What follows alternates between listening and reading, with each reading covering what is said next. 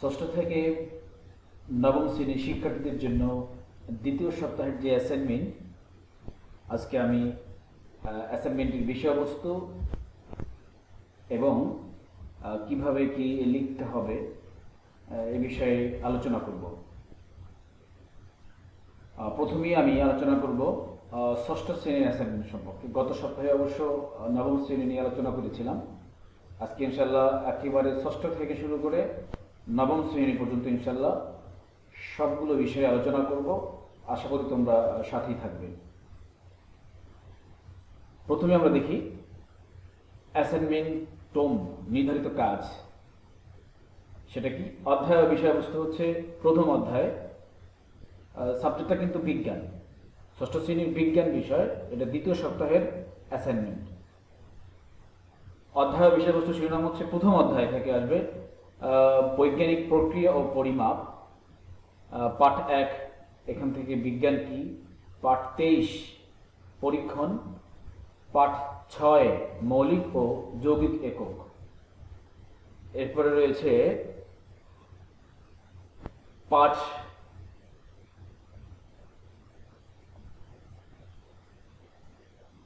89 দেওয়া আছে। 89 না, এখানে আসলে এখানে হবে পাঠ 9 হবে, 8টা ভুলে চলে এসছে যত সম্ভব। আচ্ছা, পাঠ 9 দৈর্ঘ্য, ভর ও সময় পরিমাপ। পাঠ 11 এটা আছে আয়তন ও তার পরিমাপ। আর দ্বিতীয় অধ্যায় রয়েছে, আমি এতক্ষণ আলোচনা করেছিলাম প্রথম অধ্যায় থেকে, এখন দ্বিতীয় অধ্যায় থেকে জীবজগৎ। এরপরে রয়েছে জীবজগতে রয়েছে কি পাঠ 2 থেকে জীবজগতের শ্রেণীকরণ। পাঠ 3 থেকে অপুষ্পক উদ্ভিদ। পাঠ 6 থেকে সপুষ্পক উদ্ভিদ এবং পাঠ 7 থেকে আবৃতবীজী উদ্ভিদ। তো মোটামুটি তোমরা অধ্যায়গুলো বুঝতে পেরেছো, অধ্যায় এবং পাঠ। এখন আমরা তোমাদের কাজটা কি হবে, অ্যাসাইনমেন্টের কাজটা কি হবে সেটা একটু আলোচনা করি। এখানে দেওয়া আছে প্রশ্ন থাকবে কি বিজ্ঞান কি, উদ্ভিদের বেঁচে থাকার জন্য পানি দরকার কিনা, তার পরীক্ষার জন্য বৈজ্ঞানিক প্রক্রিয়ার ধাপগুলো কি কি হবে সে আলোচনা লিখতে হবে আর কি। আচ্ছা, এরপরে তোমার একটি বইয়ের দৈর্ঘ্য 20 সেন্টিমিটার, প্রস্থ 15 সেন্টিমিটার এবং উচ্চতা 1 সেন্টিমিটার, এরূপ 50টি বইয়ের আয়তন কত? তো তোমরা এটা এখানে বইয়ের দৈর্ঘ্য, প্রস্থ এভাবে হিসাব করে এটা বের করবে। 4 নম্বরে আছে আধুনিক শ্রেণীকরণ পদ্ধতিতে অ্যামিবা ও মাশরুম কোন রাজ্যের অন্তর্গত, এদের বৈশিষ্ট্য কি সেগুলো তোমাকে লিখতে হবে। তো আশা করি বুঝতে পেরেছ। এখানে প্রত্যেকটা নিয়ে বিস্তারিত আলোচনা করতে গেলে আসলে অনেক সময়ের প্রয়োজন, এত দীর্ঘ করা যাবে না, যেহেতু আজকে সব ক্লাস নিয়ে আলোচনা করবো। আচ্ছা, 5 নম্বরে কি আছে দেখো, সাইকাস, সুপারি গাছ, মশ, কাঁঠাল গাছ, সরিষা। ছকে উল্লেখিত উদ্ভিদগুলো কোন ধরনের, তাদের বৈশিষ্ট্য লোক। এখানে ছকে দেয়া আছে সাইকাস, সুপারি গাছ, মশ, কাঁঠাল গাছ, সরিষা, এই যে তালিকাগুলো এখানে দেওয়া আছে নামগুলো, এগুলো তো একটা উদ্ভিদ। এখন কোন ধরনের উদ্ভিদ এবং এদের প্রত্যেকের বৈশিষ্ট্য তোমাকে লিখতে বলা হয়েছে। এই হচ্ছে তোমাদের বিজ্ঞান সম্পর্কিত আলোচনা। আচ্ছা, এখানে যে একটু শর্ত দেওয়া হয়েছে এটা নিয়ে একটু আলোচনা করা দরকার আসলে। যেমন হচ্ছে নির্ভুল তথ্য যুক্তি ও সম্মত ব্যাখ্যা প্রদান করতে হবে। অর্থাৎ তুমি যে তথ্যটা প্রদান করতেছ তোমার নিজের মেধা খাটিয়ে, বইয়ের সাহায্য নিয়ে বিভিন্নভাবে এখানে তথ্য এবং যুক্তি তুমি দেখাচ্ছ, সেটা যথার্থ কিনা সেটা যুক্তিসম্মত বা যুক্তিসঙ্গত ব্যাখ্যা তোমাকে করতে হবে।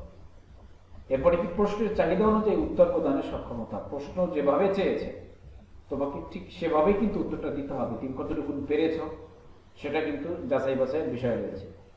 এরপরে হচ্ছে প্রশ্নের অনুধাবন ক্ষমতা, তুমি প্রশ্ন কতটুকু বুঝতে পেরেছ, অনুধাবন করতে পেরেছ, সেই ক্ষমতা কতটুকু সেটা কিন্তু এখানে মূল্যায়ন করা হবে।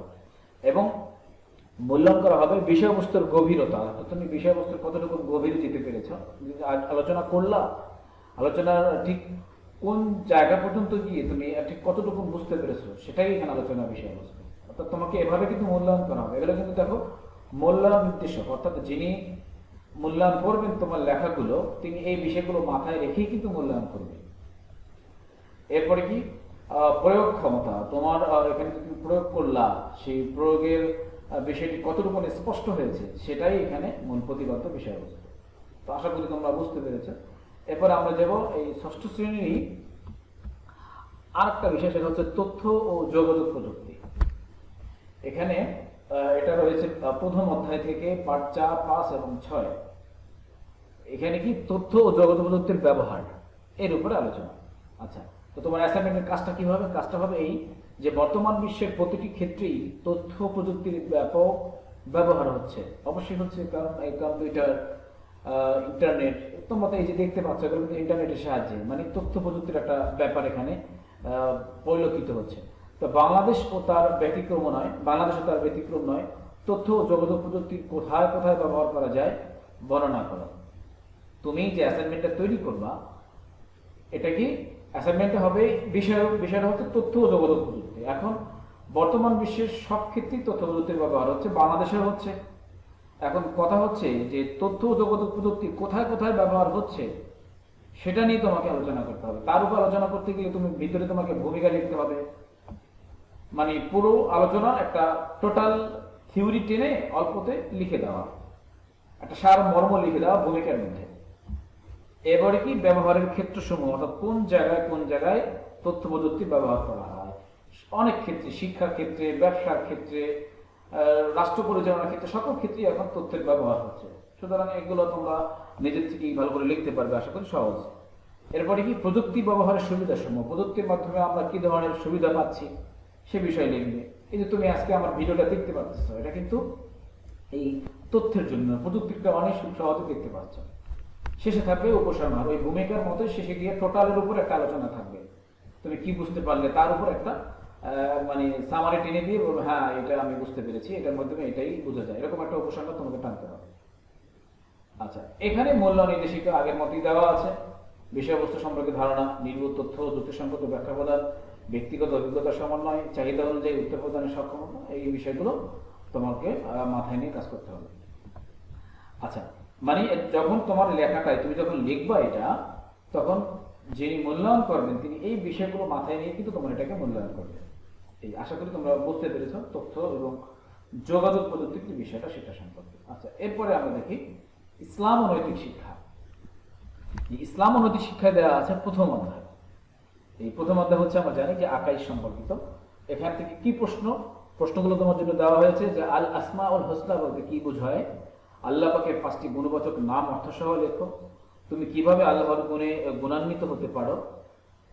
এরপরে লিখতে হবে দুনিয়া আখিরাতের শস্য ক্ষেত্র, এই কথাটি তোমাকে ব্যাখ্যা করতে হবে। তো এরকম আলোচনা আশা করি তোমরা ইসলাম শিক্ষা খুব সহজেই বুঝতে পারবে এবং লিখতে পারবে। এই প্রশ্নগুলো 4টা প্রশ্ন দেওয়া আছে, সবগুলোর উত্তর তোমাকে লিখতে হবে বা দিতে হবে। আচ্ছা, এরপরে মানে মূল্যায়নটা কিভাবে করা হবে, বিষয়বস্তু জ্ঞান, নির্ভুল তথ্য, যুক্তিসঙ্গত ব্যাখ্যা প্রদানের সক্ষমতা, এরপরে প্রশ্নের চাহিদা অনুযায়ী ধারাবাহিক উত্তর লিখনের দক্ষতা, অর্থাৎ ধারাবাহিকতা ঠিক রাখা। তুমি যদি ধারাবাহিকতা ঠিক রাখতে না পারো সেক্ষেত্রে কিন্তু সমস্যা। উল্টা পাল্টা ধারাবাহিকতা যদি উল্টা হয়ে যায় তখন সেক্ষেত্রে কিন্তু মূল্যায়নের সমস্যা হয়ে যাবে।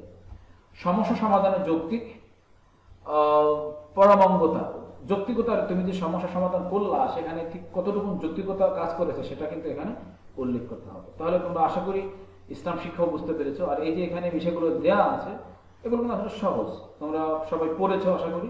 আল আসমাউল হুসনা অর্থাৎ এই যে আল্লাহ সুন্দর সুন্দর যে নামগুলো রয়েছে সে সম্পর্কে বলা হচ্ছে, এবার আল্লাহ তাআলার 5টি গুণবাচক নাম লিখে অর্থসহ, ইয়া রহমান, ইয়া রাহিম, ইয়া খালিক, ইয়া জাব্বার, এভাবে লিখে অর্থসহ তোমাকে লিখতে বলছে। এবার তুমি কিভাবে আল্লাহ গুণে গুণান্বিত হতে পারো। আল্লাহ তাআলা কি, আল্লাহ তাআলা হচ্ছেন রহমান, তুমি দয়ালু, তুমি তার মতো করে এরকম গুণে গুণান্বিত হতে পারো। আল্লাহর মতো করে হতে পারবে না, কিন্তু তিনি তার যে গুণ আছে সেই গুণের মতো করে তো গুণ ভিতরে আনতে পারো, এটাই আলোচনা করবে। এরপরে দুনিয়া আখিরাতের শস্য ক্ষেত্র, অর্থাৎ আখিরাতে ভালো কিছু করতে গেলে, ভালো ফলাফল পেতে গেলে তোমাকে দুনিয়াতে ভালো কিছু করতে হবে, এটাই হচ্ছে ব্যাপারটা। এটা নিয়ে তুমি আলোচনা করবে। আশা করি ইনশাআল্লাহ তোমার পাঠ্যপুস্তক সার্চ করলে এই বিষয়ে ভালো বুঝতে পারবে। আচ্ছা, এরপরে আমরা যাই হিন্দু ধর্ম ও নৈতিক শিক্ষা। তো এখানে দেওয়া আছে কি প্রথম ও দ্বিতীয় অধ্যায় থেকে স্রষ্টা ও সৃষ্টি ধর্মগ্রন্থ এর উপর আলোচনা। আচ্ছা, প্রশ্নগুলো কি থাকবে? প্রশ্নগুলো থাকবে ঈশ্বর কেন, লীলা করেন। দ্বিতীয় প্রশ্ন হবে ঈশ্বরের মাহাত্ম্য প্রকাশ করতে বলা হয়েছে। এরপর বলা হয়েছে শ্রীমদ্ভগবত গীতায় ভক্তকে কয়টি শ্রেণীতে বিভক্ত করা হয়েছে। এখানে শব্দটা হচ্ছে শ্রীমদ্ভগবত গীতায় ভক্তকে কয়টি শ্রেণীতে বিভক্ত করা হয়েছে। এরপরে বেদ পাঠ করে তুমি কি কি শিক্ষা লাভ করেছো, ঈশ্বর সর্বত্র কিভাবে বিরাজ করেন, এই যে প্রশ্নগুলো দেওয়া আছে এর আলোকে তোমাকে অ্যাসাইনমেন্ট লিখতে হবে। তো মূল্যায়নটা কি হবে, ঈশ্বরের লীলা করার কারণসমূহ, ঈশ্বরের মাহাত্ম্য প্রকাশের বিষয়সমূহ তুমি ঠিকঠাক লিখলা কিনা, উল্লেখ করলা কিনা। এরপরে শ্রীমদ্ভগবত গীতায় উল্লেখিত ভাগসমূহ কি, পাঠ্যপুস্তকে উল্লেখিত বেদের শিক্ষাসমূহ, এরপরে ঈশ্বর সর্বত্র সম্পর্কিত উদাহরণ এবং এর ব্যাখ্যা। এই হচ্ছে মোটামুটি হিন্দু ধর্ম নৈতিক শিক্ষার উপরে তোমাদের অ্যাসাইনমেন্ট। আশা করি বুঝতে পেরেছ। আচ্ছা, এরপরে আমরা যাব সপ্তম শ্রেণী আলোচনায়। দেখো সপ্তম শ্রেণী কি রয়েছে, ক্লাস ষষ্ঠ শ্রেণীর মতো কিন্তু সপ্তম শ্রেণীতে প্রথমে রয়েছে বিজ্ঞান। বিজ্ঞানে থাকবে প্রথম অধ্যায়ে নিম্ন শ্রেণীর জীব, ভাইরাস ও ব্যাকটেরিয়া, অ্যান্টামিবা এর সম্পর্কে আলোচনা। তা প্রশ্নগুলো কি থাকবে তোমার অ্যাসাইনমেন্টের জন্য? দেখো, পৃথিবীতে অসংখ্য ভাইরাস, তোমার অ্যাসাইনমেন্টের কাজটা বলতেছি, পৃথিবীতে অসংখ্য ভাইরাস, ব্যাকটেরিয়া, ছত্রাক ও অ্যান্টামিবা আছে। এদের সবার গঠন ও বৈশিষ্ট্য একরকম নয়। এদের মধ্যে প্রকৃতিতে কিছু ভাইরাস ও ব্যাকটেরিয়া মানুষের উপকার ও অপকার করে থাকে। এখানে যেটা বলা হচ্ছে যে পৃথিবীতে অসংখ্য ভাইরাস, ব্যাকটেরিয়া, ছত্রাক এবং অ্যান্টামিবা রয়েছে। এদের সবার গঠন এবং বৈশিষ্ট্য একরকম না। এদের মধ্যে কোনোটা মানুষের ক্ষতি করে, আবার কোনোটা মানুষের উপকার করে।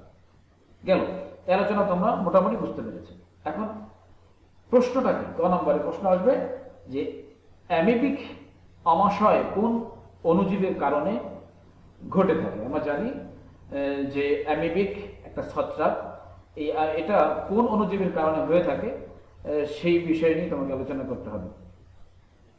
আচ্ছা, এরপরে কি, এরপরে হচ্ছে ব্যাকটেরিয়াকে, আমি আবার বলি, অ্যামিবিক আমাশয় কোন অণুজীবের কারণে হয়। খ নম্বর হচ্ছে ব্যাকটেরিয়াকে আদিকোষী বলা হয় কেন।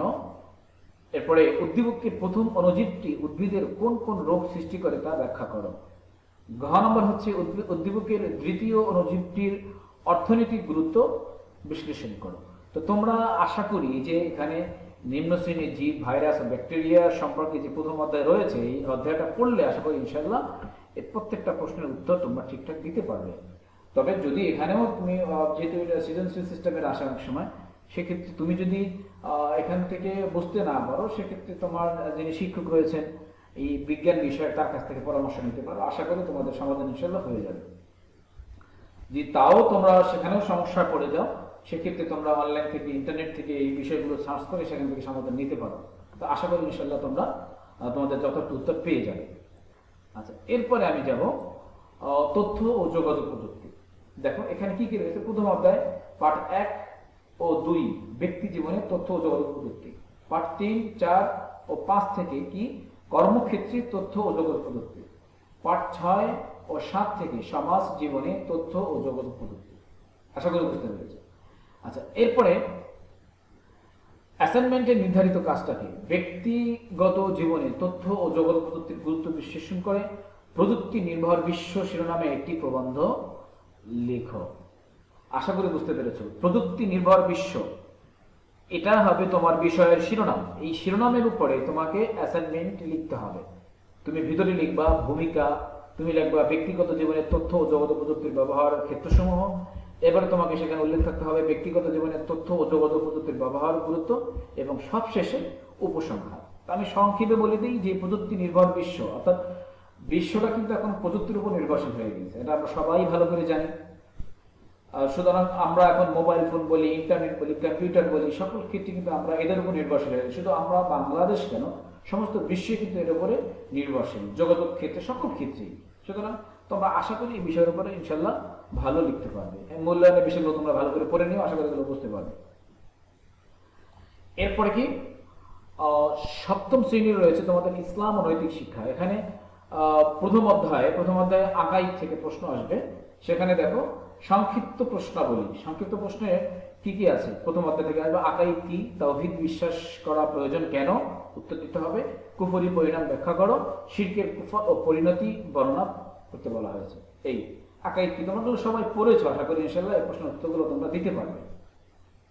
মূল্যায়নের বিষয়গুলো ভালো করে পড়ে নিও, এখানে স্পষ্ট দেয়া আছে সবগুলো কিভাবে মূল্যায়ন করতে হবে। তোমরা এখানে দেখলে আশা করি সেটা সহজ সহজ আছে, বুঝতে পারবে। আচ্ছা, এরপরে দেখো তোমাদের জন্য রয়েছে, মানে হিন্দু ধর্মে যারা রয়েছে তাদের জন্য রয়েছে কি প্রথম ও দ্বিতীয় অধ্যায় থেকে ঈশ্বরের স্বরূপ ধর্মগ্রন্থ, এই দুইটা বিষয়ের উপর আলোচনা।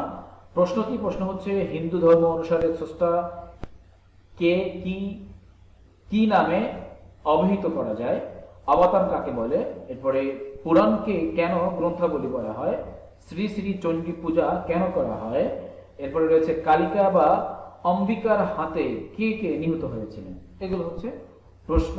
তো তোমরা আশা করি এর উপরে ইনশাআল্লাহ অ্যাসাইনমেন্ট লিখতে পারবে। এখানে কিন্তু মূল্যায়ন নির্দেশিকা দেওয়া আছে, এটা তোমরা পড়িলে, যেহেতু 7-এ বসছো, 7-এর স্টুডেন্ট মোটামুটি এগুলো বুঝতে পারবে, আশা করি সমস্যা হবে না। আচ্ছা, এরপরে আমি আলোচনা করব অষ্টম শ্রেণীর শিক্ষার্থীদের নিয়ে।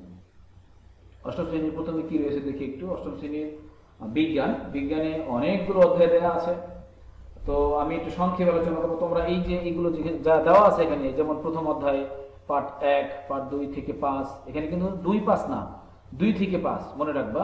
পার্ট 6 থেকে 8 এই কি আছে সবগুলো এখানে সামনে দেওয়া আছে। পার্ট 9 এভাবে করে সবগুলো এখানে দেওয়া আছে। এই যে পার্ট 5 থেকে 6 এগুলো অ্যানাফেস ও টেলোফেস এর উপর আলোচনা, ঠিক আছে। এটা কিন্তু দ্বিতীয় অধ্যায় থেকে, এটা প্রথম অধ্যায়, এরপর দ্বিতীয় অধ্যায়, এরপর রয়েছে তৃতীয় অধ্যায়। এভাবে করে অধ্যায় ভিত্তিক তোমরা দেখে নিয়ে এই অ্যাসাইনমেন্টটা তৈরি করবে। তো অ্যাসাইনমেন্টের বিষয়টা নিয়ে আলোচনা করি আমি একটু। দেখো এখানে দেওয়া আছে, নিধিতাদের বাগানে পেয়ারা গাছে পানি দিতে গিয়ে দেখলো ছোট পেয়ারা গাছটি 6 মাসে অনেক লম্বা হয়েছে। এটা কিন্তু সৃজনশীল উদ্দীপকের মতো আর কি। সে তার মায়ের কাছে জানলো কোষ বিভাজনের বিভাজনের কারণে এমন হয়েছে। পরে মা গাছটিতে কিছু জৈব সার প্রয়োগ করলেন। মেয়ে মাকে জিজ্ঞেস করলো, মা তুমি মাটিতে সার দিচ্ছ, কিন্তু তা তো পাতায় পৌঁছবে কি করে? মা জানালেন এক বিশেষ প্রক্রিয়ার মাধ্যমে এটা পাতায় পৌঁছবে। আচ্ছা, বুঝলাম এটা। এখন প্রশ্ন হচ্ছে কোষ বিভাজন কাকে বলে? তোমরা এই অধ্যায় থেকে ইনশাল্লাহ আশা করি পেয়ে যাবা। পরবর্তী প্রশ্ন হচ্ছে মিয়োসিস কোষ বিভাজনকে হ্রাসমূলক বিভাজন বলা হয় কেন? ব্যাখ্যা করো। গ নম্বরের প্রশ্ন হচ্ছে উদ্দীপকে উল্লেখিত বিভাজন প্রক্রিয়ার দীর্ঘস্থায়ী ধাপটি উদ্ভিদের বৃদ্ধিতে কিভাবে ভূমিকা রাখে? ব্যাখ্যা করো। তৃতীয় নম্বর হচ্ছে মায়ের উত্তরে বলা বিশেষ প্রক্রিয়াটির গুরুত্ব উদ্ভিদের জীবনে কতখানি তা তোমাকে বিশ্লেষণ করতে বলা হয়েছে। এইখানে যে প্রশ্নগুলো দেয়া আছে এগুলো কিন্তু আসলে উদ্দীপক এবং সৃজনশীল সিস্টেমে তোমরা যে আগে পরীক্ষা দিয়েছো সেখানে কিন্তু সৃজনশীল আকারে প্রশ্ন ছিল এবং সেইভাবেই কিন্তু এই প্রশ্নটা এই অ্যাসাইনমেন্টে দেওয়া হয়েছে। তোমরা এইভাবেই সবগুলো প্রশ্নের উত্তর লিখবে। আশা করি ইনশাআল্লাহ এই অধ্যায়গুলো ভালো করে পড়লে এর উত্তর তোমরা দিতে পারবে। আর মূল্যায়নের ক্ষেত্রে একটু ভালো করে পড়ে নিও, ইনশাআল্লাহ তোমরা আশা করি পেয়ে যাবে। এখানে দেখো কতগুলো মূল্যায়ন দেওয়া আছে।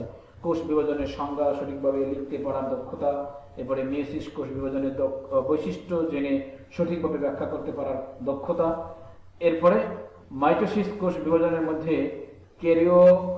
কাইনেসিস ধাপের প্রথম ধাপ প্রোফেস জানতে পারলে উদ্ভিদের বৃদ্ধিতে কিভাবে ভূমিকা রাখবে তার সক্ষমতা যাচাই ইত্যাদি। আচ্ছা, এখন তোমাদের একটু মনে রাখার জন্য বলে দিই, সেটা হচ্ছে তোমরা তো যদি এই সিলেবাসগুলো অনলাইন থেকে এভাবে দেখে দেখে লেখো, সেক্ষেত্রে আমি তো এখানে একটা জায়গায় থাকতেছি অল্প সময়। তুমি যেটা করবে, তুমি যখন ইউটিউবে দেখবে তখন যখন এই অধ্যায়গুলো লিখতে চাইবে তখন তুমি এই ভিডিওটা অফ করে, মানে সাইলেন্ট রেখে, অর্থাৎ ভিডিওটাকে তুমি আটকে রেখে এরপরে তুমি ইয়াগুলো লিখে নিবি, অর্থাৎ তোমার অধ্যায়গুলো যেগুলো আছে এগুলোকে তুমি লিখে নিবি, তার কোনো সুবিধা হবে। কারণ চলমান অবস্থায় তুমি এগুলো সব এত তাড়াতাড়ি লিখতে পারবে না। আশা করি সবাই মোটামুটি কথার বুঝতে পেরেছে। আচ্ছা, এরপরে তথ্য ও যোগাযোগ প্রযুক্তি। দেখো অষ্টম শ্রেণীর তথ্য ও যোগাযোগ কি আছে। প্রথম অধ্যায় পাঠ 1-2 সেখানে আছে তথ্য ও যোগাযোগ প্রযুক্তির গুরুত্ব, পাঠ 2 আছে, এরপরে পাঠ 3, পাঠ 4, পাঠ 5, পাঠ 6 এবং পাঠ 7 এইগুলো থেকে প্রথম অধ্যায় সবগুলোই কিন্তু সবগুলো প্রথম অধ্যায় থেকে দেওয়া হয়েছে। ওকে, তোমার কাজকে কি থাকবে দেখো। একজন ব্যক্তি সরকারের গৃহীত তথ্য ও যোগাযোগের ভিত্তিতে সেবা থেকে কিভাবে সহযোগিতা পেতে পারেন বিষয়টি একটি শিরোনাম দিয়ে 250 শব্দের মধ্যে একটি প্রবন্ধ লিখে দেখো। একজন ব্যক্তি সরকারের গৃহীত তথ্য ও যোগাযোগ প্রযুক্তির ভিত্তিতে সেবা থেকে কিভাবে সহযোগিতা পেতে পারেন বিষয়টি একটি শিরোনামে দিয়ে ব্যাখ্যা 250 শব্দের মধ্যে ব্যাখ্যা করতে বলা হয়েছে। এখন একজন ব্যক্তি কিন্তু সরকারের বিভিন্ন মাধ্যম থেকে, ইন্টারনেট সেবা থেকে, এরপরে ডিজিটাল যে মাধ্যমগুলো আছে এখান থেকে, এবং প্রযুক্তি ভিত্তিক যে বিভিন্ন সেবা রয়েছে এখান থেকে কিন্তু একজন ব্যক্তি বা একজন নাগরিক সেই সুবিধাগুলো নিতে পারে। তো তোমরা অ্যাসাইনমেন্ট লিখলে সেক্ষেত্রে প্রথমে ভূমিকা, এরপরে দেশসমূহের তালিকা, ডিজিটাল বাংলাদেশ প্রযুক্তির সেবা, প্রযুক্তি ভিত্তিক সেবার গুরুত্ব, এবং শেষে উপসংহার দিয়ে তোমরা এই আলোচনাটি শেষ করবে। আশা করি বুঝতে পেরেছো। এরপরে রয়েছে তোমাদের জন্য ইসলাম ও নৈতিক শিক্ষা। দেখো অধ্যায় তোমাদের জন্য রয়েছে কি, প্রথম অধ্যায় আকাইদ। প্রশ্ন হচ্ছে ইসলামের সাথে ইমানের সম্পর্ক খুবই নিবিড়, কথাটি তোমাকে ব্যাখ্যা করতে হবে। কপটতা নিদর্শনগুলো কি কি, অর্থাৎ যে কপটতা করে, ছগলখুরি করে, তাকে কিভাবে বুঝবা যে এটা মানে কপটকারী এবং কপটতা করছে, ছগলখুর কিভাবে বুঝবা, সেইগুলো হচ্ছে নিদর্শন। এগুলো তোমরা এই অধ্যায় থেকে আশা করি ইনশাআল্লাহ বুঝতে পারবে। আচ্ছা, নবী রাসূলের পার্থক্য বর্ণনা করো। তোমরা এই বিষয়ে মোটামুটি আশা করি জানো ভালো করেই। এরপরে 4 নম্বরে হচ্ছে হাসরের ময়দানে কয় ধরনের সাফায়াত কার্যকর হবে ব্যাখ্যা করো। এর উপরে তুমি আশা করি লিখবে। ইনশাআল্লাহ ইসলাম শিক্ষা তো সবাই পারবে, কোনো সমস্যা হবে না। আচ্ছা, এরপরে হিন্দু ধর্ম নৈতিক শিক্ষা। এখানে আছে ঈশ্বরের স্বরূপ এবং ধর্মগ্রন্থ, প্রথম ও দ্বিতীয় অধ্যায় থেকে। প্রশ্নগুলো কি থাকবে? জ্ঞানীরা দৃষ্টিতে ঈশ্বরের স্বরূপ কি? প্রশ্ন করা হয়েছে জ্ঞানীর দৃষ্টিতে ঈশ্বরের স্বরূপ কি। আচ্ছা, 2 নম্বর হচ্ছে ঈশ্বর কিভাবে জীবের দেহে অবস্থান করেন। 3 নম্বর হচ্ছে শ্বেতা শতর উপনিষদ কাকে বলে। 4 নম্বর হচ্ছে ষড়ঙ্গের অন্তর্ভুক্ত বিষয়সমূহ কি কি। 5 নম্বর হচ্ছে ধর্মাচরণে ঋগ্বেদ পাঠের প্রয়োজনীয়তা কি আলোচনা করবে তোমরা অ্যাসাইনমেন্টের মধ্যে। আশা করি বুঝতে পেরেছো।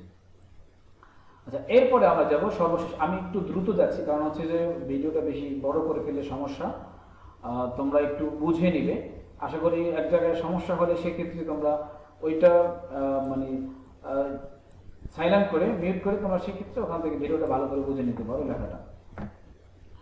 আচ্ছা দেখো, এরপর এখানে আমরা নবম শ্রেণীর অ্যাসাইনমেন্ট হবে এই সপ্তাহে গণিতের উপরে। সেখানে অধ্যায় হচ্ছে বাস্তব সংখ্যা, সেট ও ফাংশনের উপরে, এবং অধ্যায় 16 পরিমাপ একটা অধ্যায় আছে, 16 নম্বর অধ্যায়। এই 2টা অধ্যায়ের উপরে তোমাদের অ্যাসাইনমেন্ট হবে। একটু দেখো, এখানে তোমার অধ্যায় বাস্তব সংখ্যা, সেট ও ফাংশন থেকে আসবে, অধ্যায় 1 থেকে আসবে, আর অধ্যায় 16 থেকে পরিমাপ এর উপরে আসবে। তো এখানে তোমার এই সংক্ষিপ্ত প্রশ্নপত্রগুলো দেওয়া আছে, 1 2 3 4 4টা প্রশ্ন দেওয়া আছে, এগুলো উত্তর তোমাকে দিতে হবে। আর সৃজনশীল আছে একটা, এই সৃজনশীল এখানে এই দেখো ফাংশন থেকে এখানে আসছে, এই যে এটা সৃজনশীল, এটা উদ্দীপক দেওয়া আছে, এর আলোকে তুমি ক, খ এবং গ এই 3টা প্রশ্নের উত্তর দিবে। আশা করি ইনশাল্লাহ তোমরা সবাই অঙ্কটা বুঝতে পেরেছো। তোমাদের যিনি অঙ্ক করান তার কাছ থেকে যদি নিজে না বোঝো, যিনি টিচার রয়েছে তার কাছ থেকে সলিউশনটা অবশ্যই তোমরা নিয়ে নেবে। আশা করি তোমরা অঙ্ক বুঝতে পেরেছো। আচ্ছা, এরপরে এখানে চিত্র দেওয়া আছে, অঙ্কের চিত্র দেওয়া আছে। দেখো, এই যে একটা চিত্র দেওয়া আছে, এই চিত্রের আলোকে প্রথম চিত্র, দ্বিতীয় চিত্র, এই দ্বিতীয় চিত্র, 2টা চিত্রের আলোকে তোমাকে দেখো সৃজনশীল প্রশ্ন 2 প্রথম চিত্র এবং এই যে দ্বিতীয় চিত্র, ওই উপরে চিত্র দেওয়া আছে, তার আলোকে এই অনিয়মিত আকৃতির বহুভুজ, এখান থেকে ক নম্বরে একটা প্রশ্ন, ক, খ, গ 3টা প্রশ্ন আছে, বিসি দৈর্ঘ্য কত, ইএফজির অর্ধবৃত্তের পরিধি কত, এভাবে এই পরিমাপ যে অধ্যায়টা আছে সেখান থেকে কিন্তু প্রশ্নগুলো এসছে। সৃজনশীল প্রশ্ন 3 নম্বরে, সেখানে দেখো দ্বিতীয় নম্বর চিত্রটা আছে এখানে, এই যে চিত্রটা 2য় নম্বর, এই চিত্রের আলোকে 2য় নম্বর সৃজনশীলের প্রশ্নের উত্তর তোমাকে দিতে হবে। আশা করি তোমরা অঙ্ক বুঝতে পেরেছো। আচ্ছা, এরপরে তোমাদের বিজ্ঞান প্রশ্ন। অর্থাৎ বিজ্ঞানের অ্যাসাইনমেন্টটা কি দেখো, বিজ্ঞানে থাকবে অধ্যায় প্রথম অধ্যায় কি আছে, উন্নততর জীবনধারা। অধ্যায় 2 আছে জীবনের জন্য পানি, এর উপরে আলোচনা থাকবে। এখানে উদ্দীপক দেওয়া আছে, এই উদ্দীপকের আলোকে এখানে তোমাকে এই প্রশ্নের উত্তরগুলো তোমরা কিন্তু তোমাদের এভাবে অন্যান্য যেমন এই 8ম শ্রেণী এবং 7ম শ্রেণীতে বসে সৃজনশীল উত্তর দিয়েছো, এভাবে করে এই যে উদ্দীপক দেওয়া আছে, এই উদ্দীপকের আলোকে তোমাকে এই 4টা প্রশ্ন আছে, 4টা প্রশ্নের উত্তর তোমাকে দিতে হবে। আশা করি তোমরা বুঝতে পেরেছো। এরপরে দেওয়া আছে নবম শ্রেণী তোমাদের বাংলাদেশ ও বিশ্ব পরিচয় সমাজ। ওকে, এখানে দুইটা অধ্যায় আছে, প্রথম অধ্যায় আর দ্বিতীয় অধ্যায়। এখানে আছে পূর্ব বাংলার আন্দোলন ও জাতীয়তাবাদের উত্থান, দ্বিতীয় অধ্যায় আছে স্বাধীন বাংলাদেশ। ঠিক আছে, অ্যাসাইনমেন্টটা তোমাদের এখানে কি হবে দেখো। অ্যাসাইনমেন্ট নির্ধারিত কাজ কি, জাতীয়তাবাদের উন্মেষে ভাষা আন্দোলনের গুরুত্ব বিশ্লেষণ করো। অর্থাৎ জাতীয়তাবাদ বাঙালির মধ্যে যে জাতীয়তাবাদের যে চিন্তা চেতনা তৈরি হয়েছে, সেটার পিছনে ভাষা আন্দোলন কতটুকু গুরুত্ব রেখেছে সেটার উপর তোমাকে আলোচনা করতে বলা হয়েছে। এরপরে বলা হয়েছে স্বাধীনতার পর যুদ্ধ বিধ্বস্ত বাংলাদেশ পুনর্গঠন প্রক্রিয়া বর্ণনা করো। অর্থাৎ স্বাধীনতা যুদ্ধ হয়ে যাওয়ার পরে বাংলাদেশ অনেকটাই ক্ষতিগ্রস্ত ছিল, সেখান থেকে বাংলাদেশ কিভাবে পুনর্গঠিত হয়েছে সেটা নিয়ে তোমাকে আলোচনা করতে বলা হয়েছে। আচ্ছা, এরপরে পদার্থ বিজ্ঞান যাদের রয়েছে তারা যেটা করবে, তাদের জন্য এখানে প্রশ্ন আছে, তাদের জন্য আছে অধ্যায় 2 ও 3 গতি ও বল এর উপর আলোচনা। সেখানেও দেখো একটা উদ্দীপক দেওয়া আছে, এই যে উদ্দীপক স্থির অবস্থান থেকে মাত্রা শুরু করে একটা উদ্দীপক দেওয়া আছে। এর আলোকে তোমরা ক খ গ ঘ 4টা সৃজনশীল প্রশ্নের উত্তর এটা তোমরা বুঝলেই, মানে পড়লেই, যদি তুমি বই পড়ে থাকো, আশা করি ইনশাল্লাহ এই যে গতি ও বল এই অধ্যায়টা পড়ে থাকলে ইনশাল্লাহ তোমরা এই উত্তরগুলো দিতে পারবে, কোনো সমস্যা হবে না। যদি তারপরও তোমার সমস্যা হয়ে যায়, তোমরা অবশ্যই তোমার যে শিক্ষক রয়েছেন তার কাছ থেকে পরামর্শ নিয়ে এর সমাধান করে নেবে। আচ্ছা, এরপরে আছে ভূগোল ও পরিবেশ। এর মধ্যে যারা সাধারণ শিক্ষার্থী রয়েছে, মানে হিউম্যানিটিস মানবিক যারা রয়েছে তাদের জন্য এটা। আর আগেরটা ছিল বিজ্ঞানের জন্য, সায়েন্সের জন্য, আর এর আগেরটা ছিল তোমাদের যারা হিসাব বিজ্ঞানে রয়েছে এদের জন্য। আচ্ছা, এরপরে দেখো ভূগোল ও পরিবেশ। এখানে আছে অধ্যায় 2 মহাবিশ্ব আমাদের পৃথিবী, অধ্যায় 3 মানচিত্র গঠন ও ব্যবহার। ওকে, এখানে তোমার অ্যাসাইনমেন্ট কি করতে হবে, নক্ষত্র পতন কাকে বলে, সৌরজগতের গ্রহগুলোর চিত্রসহ বর্ণনা দাও, এটা তোমাকে কাজ করতে বলা হয়েছে।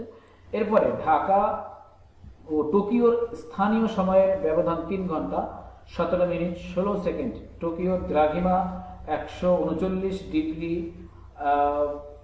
এরপরে 45, এখানে একটা চিহ্ন উপরে দেওয়া আছে, এই চিহ্নটাকে স্বাভাবিকভাবে আমরা মূলত ফুট হিসাবে বিবেচনা করি, এই মাপটা দেওয়া আছে এখানে। তাহলে ঢাকার দ্রাঘিমা কত তোমাকে প্রশ্ন করা হয়েছে। তো এখানে এই দুইটা অধ্যায় যদি তুমি পড়ো, আশা করি ইনশাল্লাহ তোমরা এই প্রশ্নের উত্তর দিতে পারবে। আর মূল্যায়ন যে ব্যাপারটা, মূল্যায়নটা তোমরা এখান থেকে পড়লেই বুঝতে পারবে, এটা নিয়ে ব্যাখ্যা করবার কিছু নেই। আমি আসলে ভিডিও বেশি দীর্ঘ করবো না, দীর্ঘ করতে গেলে একটু সমস্যা হয়ে যাবে ভিডিওর ক্ষেত্রে। এখানে দেখো একটু এর আগে বাংলাদেশ বিশ্ব পরিচয়, এখানে কিন্তু দেখো এই যে বিষয়গুলো আমি আগে বলে দিয়েছি। এরপরে সর্বশেষ যেটা রয়েছে সেটা হচ্ছে হিসাব বিজ্ঞানের যারা শিক্ষক রয়েছে, শিক্ষার্থী রয়েছে, যারা হিসাব বিজ্ঞানের শিক্ষার্থী তাদের জন্য কি আছে দেখো। এখানে আছে হিসাব বিজ্ঞান পরিচিতি প্রথম অধ্যায়, দ্বিতীয় অধ্যায় হচ্ছে লেনদেন। এগুলো থেকে তোমাদের জন্য প্রশ্ন আসবে।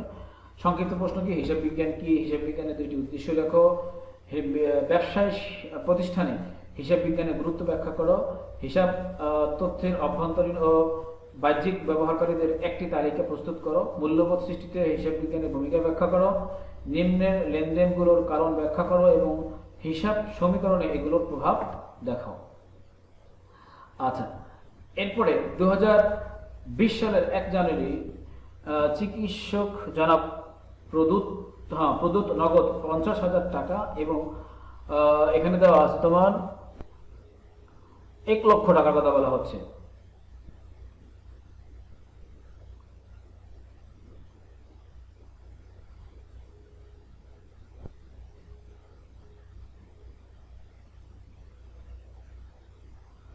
আচ্ছা, 1 লক্ষ টাকার চিকিৎসা সরঞ্জাম নিয়ে নিরাময় চেম্বার নামে সেবা কার্যক্রম শুরু করেন। আচ্ছা, এখানে জানুয়ারি 10 মোট 20 জন রোগী দেখে 10,000 টাকা পেলেন। জানুয়ারি 20-এ তিনি চেম্বারের আধুনিকায়নের জন্য 50,000 টাকা ঋণ নিলেন। এরপরে কি জানুয়ারি 25 চেম্বারের ভাড়া বাবদ 5,000 টাকা প্রদান করেন। এই হচ্ছে তোমাদের জন্য প্রশ্ন। তো আশা করি তোমরা এই হিসাব বিজ্ঞানের যিনি শিক্ষক রয়েছে তার কাছ থেকে একটু ভালো করে বুঝে নেবে এই বিষয়টা এখানে কি বলা হয়েছে। এইখানে বিভিন্ন প্রশ্ন আছে, প্রশ্নের উত্তরগুলো তোমরা দিয়ে দিবে। তো আশা করি তোমরা ইনশাল্লাহ বুঝতে পেরেছো। তারপরে যদি কোনো সমস্যা থাকে তোমরা কমেন্টস বক্সে লিখবে, আমি ইনশাল্লাহ সেই বিষয়ে চেষ্টা করবো আরো ভালো একটি সমাধান দেওয়ার জন্য। তো সবাইকে ধন্যবাদ, আল্লাহ হাফিজ।